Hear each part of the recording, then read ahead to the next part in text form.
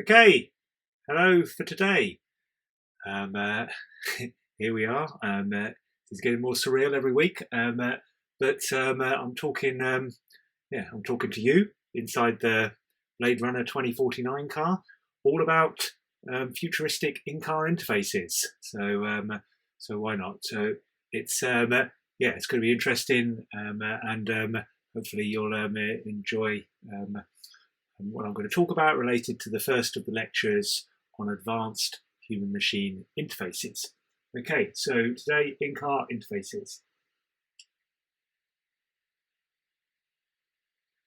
So I want to talk about various trends associated with vehicle design, and then the core arguments associated with why we want higher levels of technology within vehicles. Talk about the traditional human factors issues for developing in vehicle interfaces, and the more future related issues associated with new technology. I'm going to introduce a variety of different human-machine interfaces that are prevalent within vehicles, will increasingly be within vehicles, and what their major advantages and disadvantages can be.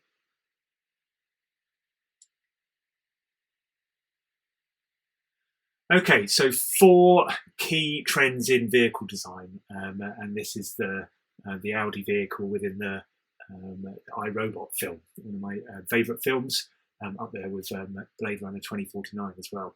So 4 key trends associated with vehicles that will define the sorts of vehicles that we'll see coming out in the next few years and next 10 to 20 years or so. Yes, electrification, very important.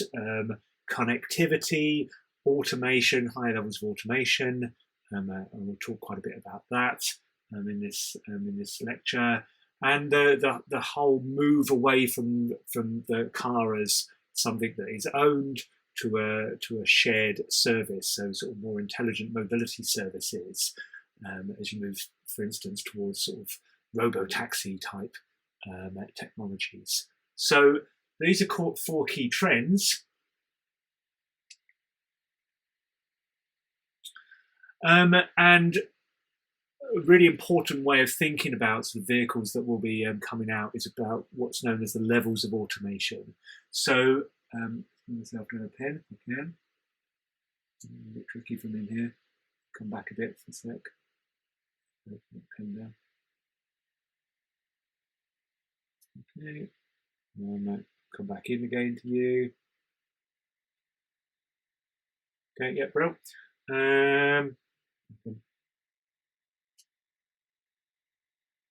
Difficult because I am. I'm going to come out a little bit.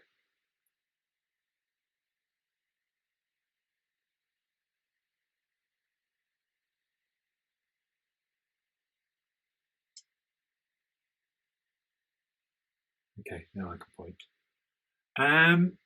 So if we think about levels of automation from no automation at all, like the vehicle I used to have when my wife and I got married many years ago, all the way through to vehicles that are completely driverless, full automation, level 5, never has a steering wheel, can do all whatever you like in the vehicle. There are these different levels of automation that are involved. And at the moment, we've got vehicles that have level 2, so they combine different control systems, but the driver is still very much responsible for monitoring the environment. But we're at a sort of transition phase where vehicles are being developed and introduced in certain countries where the system monitors the environment, but the drivers are fallback if there's any particular problem, these so-called level 3 vehicles. And the progression will be towards higher levels of vehicles where the system is the fallback if there's a problem, and working in increasing numbers of different types of environment as we move towards the full automation. So this is an important way. These are very different types of vehicle. A vehicle that could be driven some of the time moves sort of in and out of human control is very different to a vehicle that has no steering wheel and would be used, by people who cannot drive or are not able to drive in any situation.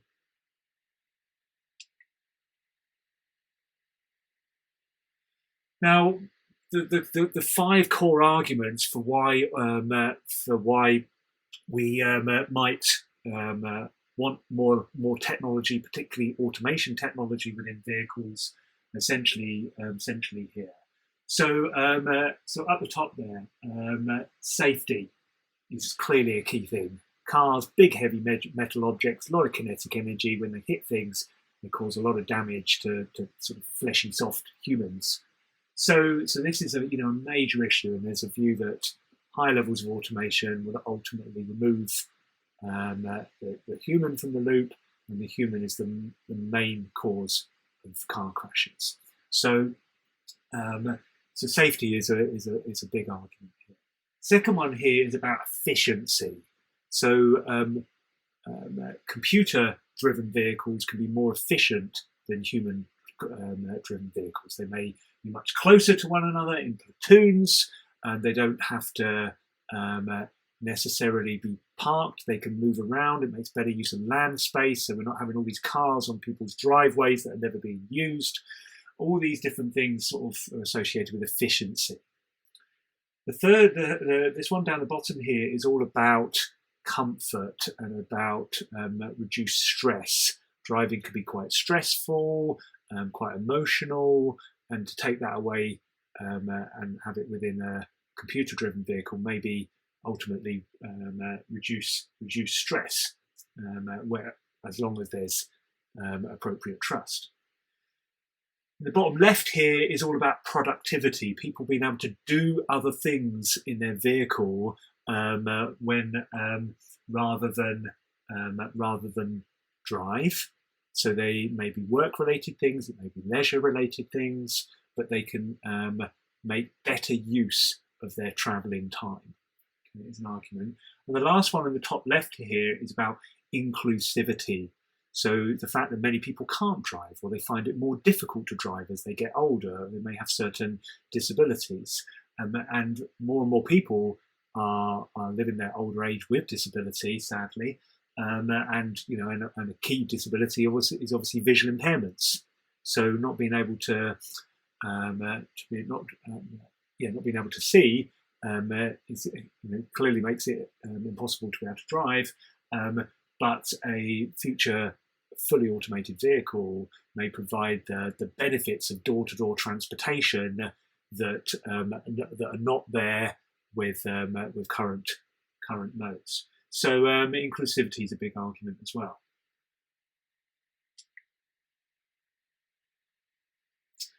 So what are the human factors issues here? So the traditional issues have largely been around driver distraction, workload, stress, overload issues. You bring all this technology into vehicles, new information systems, new control systems, and this poor driver may have just too many things to do. Okay, they're overloaded. Their attentional resources are exceeded. So that's really important, and that will happen at these sort of lower levels of automation when you're bringing in the sort of the technology, and it may be just too much for people to deal with. So this is important stuff, and continues to be important stuff with vehicles that are being developed. But as you move to these higher levels of automation, then there's all sorts of new human factors issues that become really important for us to consider. So you may have issues of driver arousal, fatigue, as the people are out of the loop of driving, they don't really have anything to do, they're more likely to fall asleep. And this has always been an issue, even at lower levels of automation, but it becomes increasingly important and more likely as you have vehicles that people move in and out of control of. And also, there becomes a more important issue to monitor for it, Because if there's a possibility, for instance, in a level 3 vehicle, that you're going to need to come back into control, then the system may have to monitor for that in order to either prevent it from happening or to be able to mitigate against it in order to bring people back into driving in a smooth way. So driver monitoring systems start to become more important in the context of higher levels of automation that may monitor for fatigue, for sleepiness, for whether or not the driver is capable of being a driver again. And similarly, you have issues of situation awareness. So we've always been interested in this at low levels of automation, but when you have vehicles that are driving themselves in certain situations, then we need to know how much, or the vehicle may need to know how prepared someone is to resume control. Okay, and may have to bring them back into the driving more slowly. So making sure that they've checked their mirrors and that they're conscious of where they are on a journey and what they might need to do in a particular situation. So situation awareness is important. Then there are all these other ones here. So yes, understanding what the current mode of the vehicle is, what's the current responsibility of the driver is, what their legal obligations might be, are all important. Trust is obviously a massive human factors issues, and at these sort of lower levels of automation, it's all about complacency, whether or not the driver has too much trust in the system, and it's not in line with the objective reliability of the system, and that's been borne out by certain sort of high-profile crashes associated with the first sort of generation of higher levels of automation in vehicles. But then in terms of very high levels of automation, there's the issues of distrust, basically not wanting to try these vehicles, to be very sort of wary of what they're capable of. And surveys have very much sort of borne that out, people being very wary of getting into a fully automated vehicle. So trust is a huge issue. Behavior adaptation, so people changing their behavior, how other road users might respond to a particular situation. So the picture over on the right here is effectively of what is called external human-machine interface, of an interface to the outside of the car that might communicate with pedestrians to give intent of the automated vehicle. And this is one that had eyes on it, so the eyes would follow you as you went over a crossing. So it's trying to sort of basically it's about the car saying, "I've seen you," but that has a sort of there's interesting uncanny valley aspect associated with that. And of course, what happens if there are pedestrians on both sides of the road here? What are the eyes looking at then? So the external HMI is a really important issue in relation to the behaviours of the wider road users. There's issues about what new skills people need to have associated with high levels of automated vehicles, particularly skills associated with monitoring the displays to understand what the state of the system is, and maybe about losing skills. You don't spend very much time driving your car anymore, but sometimes you need to or you want to. Then is there a possibility that you've lost skills? That you need to have sort of resumption of some training. And the last one here is about motion sickness. Many people get sick, travel sick in cars already. And if we're going to spend more and more time potentially looking to be sort of productive in our future vehicles, then there's a real risk that for many people that's a real problem with them feeling sick, and they're not going to be able to read books or watch movies or play games in their vehicles because it makes them feel sick. And we need to think about how you design experiences that are not going to cause these sorts of problems.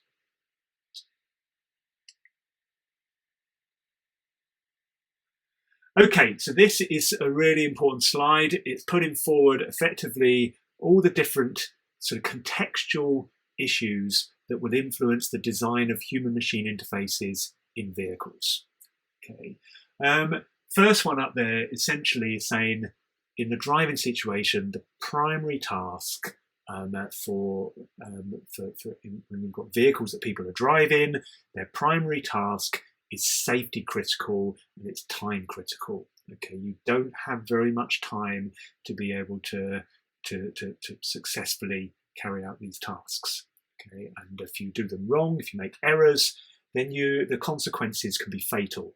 And that's not the same as just using an app on your phone while you're sitting down, or using your desktop computer. You don't die if you make an error whilst you're from pressing the wrong button, but you may well, if you do something wrong in driving, if you're distracted, you sort of don't notice a pedestrian, then the consequences can be fatal. The actual use of the system, the use of the human-machine interface, may well be a secondary task. So you're having to think about the interaction between a primary task and a secondary task. So attentional issues become critical. The third one here, there are many different users, anyone from the age of sort of 17, 18, all the way through to people in their 80s, 90s and beyond, may drive a car, or and even it's an even wider population when you start thinking about fully automated cars. They have people who can't drive, children. You can have your robo-taxi that picks up children from school. So you have, the users there maybe young children. So the large variability in characteristics, a variety of different things there. The next point down there is essentially about the fact that, at least at the moment, cars are typically consumer products. Okay, and that may well change over the years, but the fact that it's a consumer product at the moment means that use is discretionary, and then you have to design for a positive user experience. And that engaging experience may contradict with some of these other issues here about the task being secondary. So you need to, that's an important intention in design within car companies. Then you will have a highly variable physical environment. So your environment, in contrast to, say, an office environment that's going to be largely fixed, not going to change too much from hour to hour, day to day, your driving environment's changing all the time. The light levels change as you just go around a corner and suddenly the sun's in your eyes, and the sound environment's changing all the time, vibration. You've got a number of different sort of physical environment issues that will also influence design. You've got a limited space that's going on here. So in contrast to other workstations where you might get up and move around, go from one place to another, to deal with different displays and controls. In a car, you're in a fixed, constrained posture largely. You can't move around that space very much at all. So that it influences issues of reach, issues of vision, and also sort of pushes towards human-machine interface solutions that start integrating things and start becoming multimodal and sort of shared controls for the same different things, and also sort of menu-based interactions. So you get these sorts of things happening because of more functionality coming into the vehicle, but limited space for it to be placed. And the last one here is about social context. The system may have to be used in a social context. So you may, you have different passengers within the vehicle, some of which you may know, some of which you may not know.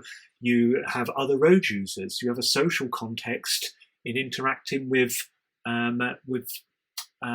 pedestrians and cyclists, for instance, and that becomes relevant, for instance, with a future highly or fully automated vehicle that might need to communicate intent to other road users. So telling the other road users that it's going to slow down, that it's about to move off, these sorts of things. So that social context needs to be considered in the design process too.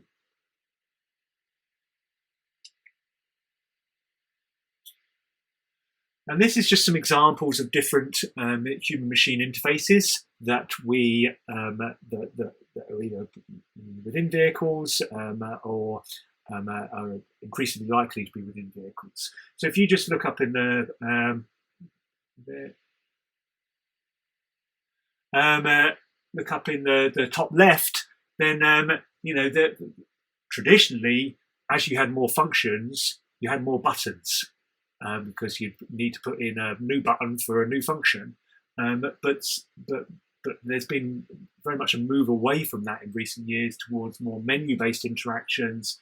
And here you have like the BMW iDrive, where you would have hundreds and hundreds of functions, all accessible through one single rotary dial, rotary controller, and a menu-based interface. So you're working your way through menus in order to be able to carry out tasks. Gesture-based interfaces exist in a number of vehicles now, just for doing very simple things like increasing the volume or for changing a radio station, for instance. Speech-based interfaces, typically more command-based interfaces, but progressing towards more natural language interfaces. Touchscreens, very prevalent in many cars now, taking the sort of how we understand touchscreens on our iPads and on our phones, and then bringing them into sometimes very big displays like this huge display in a Tesla. And then there's head-up displays and the progression towards augmented reality as you start to link the information presented to the outside world through the windshield. And there's a lot of research going on in this area, moving from more what we call fixed-based graphics, just an image that might be floating above the bonnet, through to just displays that take up the full windshield. And there's a lot of interesting developments there.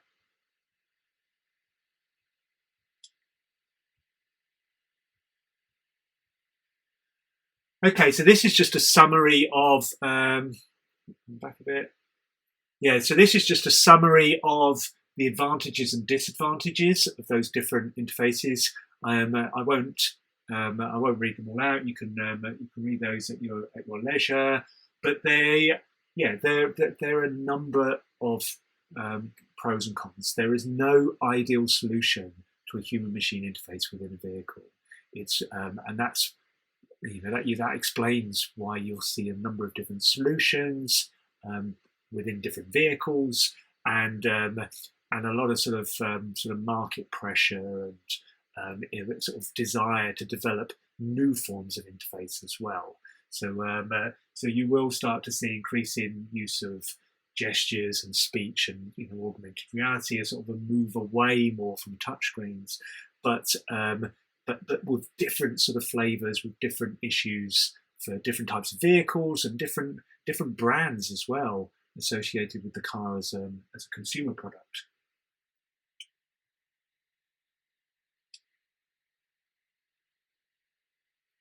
And my last slide here is effectively just to mention one of these in a little bit more detail, because it's not going to be just about car interfaces, this one. It could be relevant to other contexts that you might consider.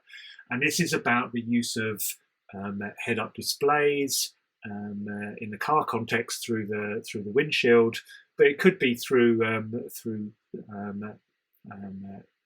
glasses not just being used in a car, but used in just everyday life experiences. Could be in work, could be in leisure. But the use of head-up displays and augmented reality, more specifically, is gaining a lot of traction, a lot of interest in this area. So in the car context, then these sorts of displays have the major advantage of that you can maintain attention better on the primary task, because the information is available. It's up there in front of you to be able to see. So it's much more easily accessible. When that information is then provided, then you're going to respond to it more quickly than if it's on a display inside the car. So there's going to be a quick response to it, and it's yeah, it's and that becomes particularly important for things like warnings, for instance, where you need a very quick response. And there's less visual accommodation. That's particularly important for older people who might struggle with visual accommodation between near and far images. With a head-up display image, then it's going to be focused several meters away, anything from sort of 2 out to sort of 10 meters away as a focal plane, and that's going to have much less demands on visual accommodation, which is going to be particularly important for older people who often find it more difficult, largely due to what's known as presbyopia, to be able to move between near and far images. But there are loads of human factors issues here, and I've put them all in there just to show to you the complexity of design in this area. So the first one there is about legibility. The background scene in driving is very complex. This is very different to a head-up display in an aeroplane, where your background is largely going to be sky. Whereas you think of the background environment in a driving situation, it could be, could be houses, could be road, could be pedestrians, and all of that's going to make it potentially quite difficult for you to be able to see information on that head-up display. And it also sort of ties in with the next point about color blending. So when you start to have a transparent image against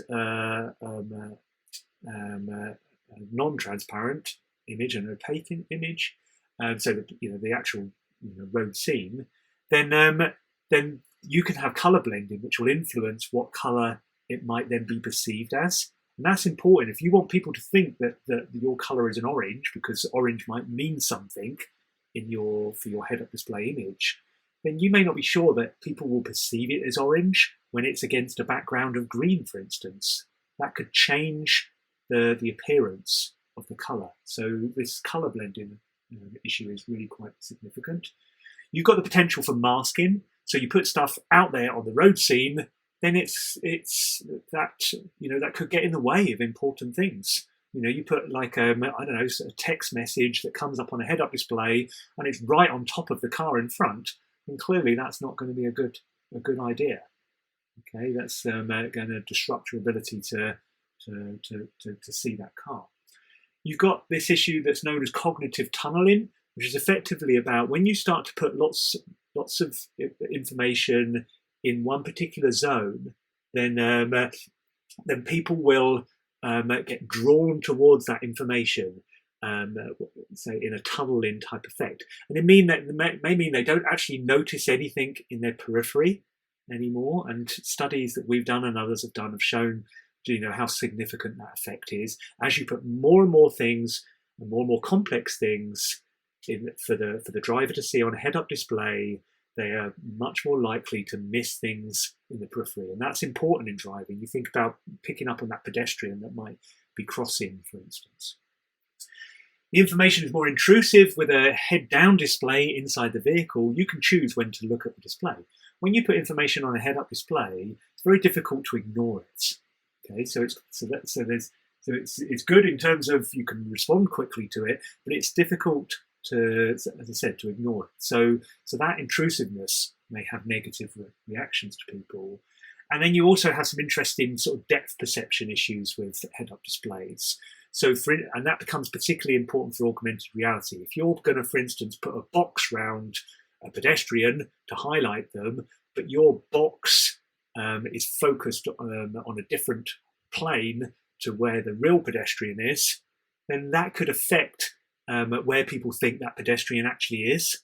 And that could be critical in terms of making a judgment as to whether or not they're a threat or not. So depth perception is also really important. Okay, and there's a few images up there that relate to different types of head-up display. The top one is, is a sort of, in fact, they're all navigation related. Top one is painting arrows on the road. The middle one is putting sort of a road to follow, but it's in the sky. And the third one is putting a car, a virtual car to follow. So these are very different concepts for navigation using augmented reality, but they're all valid in their own way. And so there's a lot of creativity going on in the design process in this sort of world. Okay, that's my sort of whistle-stop tour of in-car interfaces and the human factors issues. Hope you enjoyed that.